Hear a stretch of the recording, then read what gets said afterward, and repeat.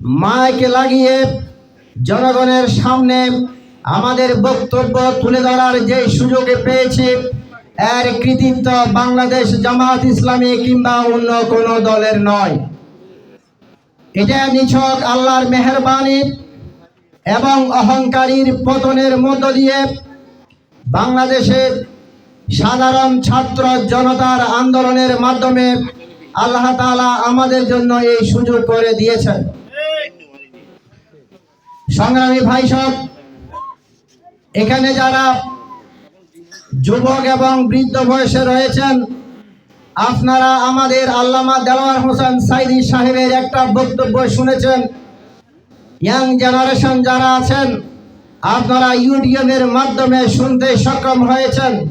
তিনি বলেছেন, স্বৈরাচার পতন ঠেকানোর জন্য সমস্ত রাস্তা বন্ধ করে, সমস্ত ছিদ্রগুলো বন্ধ করে, কিন্তু একটা ছিদ্র তারা বন্ধ করতে পারে না, যেই ছিদ্র দিয়ে তাদের পতন ঘটে। আপনারা দেখেছেন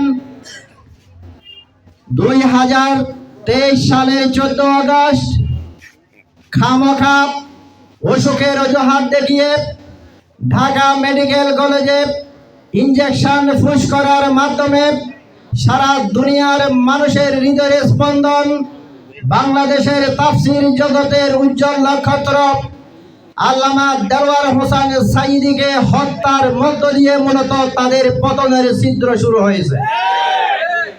আরেকটি অগাস্ট আসার আগেই তাদের বিরুদ্ধে বাংলাদেশের জনসাধারণ বিক্ষোভে ফেটে পড়েছে। ফলশ্রুতিতে দেখেছেন তারা সেদিন কিভাবে নির্লজ্জ বেহায়ার মতো তারা বাংলাদেশের সেনাবাহিনীর হেলিকপ্টার ব্যবহার করে তারা তাদের মামুর বাড়ি দিল্লি গিয়ে পালিয়েছে। আমরা আজকের এই ক্ষণে সেই সব ভাইদেরকে স্মরণ করছি যাদের রক্তের উপর দাঁড়িয়ে আমরা কথা বলছি, দ্বিতীয় স্বাধীনতা অর্জন করেছি।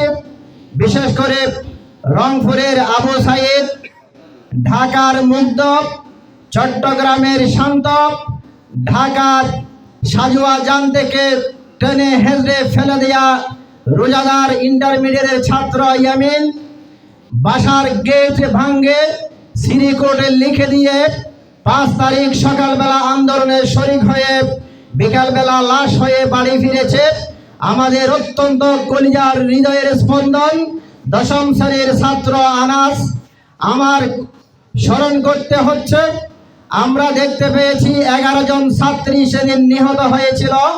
তন্মধ্যে নাফিসা নামের একটা চা বিক্রেতার মেয়ে, যে তার বাপের দোকানে চলে যাওয়ার পর বাসায় তালা লাগিয়ে আন্দোলন করেছে, ইন্টারমিডিয়েট পরীক্ষা দিচ্ছিল এবং বাবা ফেরত আসার আগে বাসায় ফিরে আসতো। 5 তারিখ 2:30 বাজে নাফিসা তার বাবাকে ফোন করে বলেছে যে বাবা, শেখ হাসিনা পালিয়ে গিয়েছে, আমাদের টেনশনের কোনো কারণ নাই। তখনই তার বাবা বুঝতে পেরেছে তার মেয়ে আন্দোলনে চলে গেছে। কিন্তু আমরা দেখতে পেলাম বাংলাদেশের পুলিশ বাহিনী, বাংলাদেশের ছাত্রলীগ, যুবলীগ, আওয়ামী লীগের গুন্ডারা শেখ হাসিনা পালিয়ে যাওয়ার পরেও জাতি যেন বুঝতে না পারে, ঢাকার সাভারে ব্রাশ ফায়ার করে আমাদের কলিজার টুকরা মেয়ে, আমাদের বোন, আমাদের ছাত্রী নাফিসাকে তারা গুলি করে নিঃশেষ করে দিয়েছে।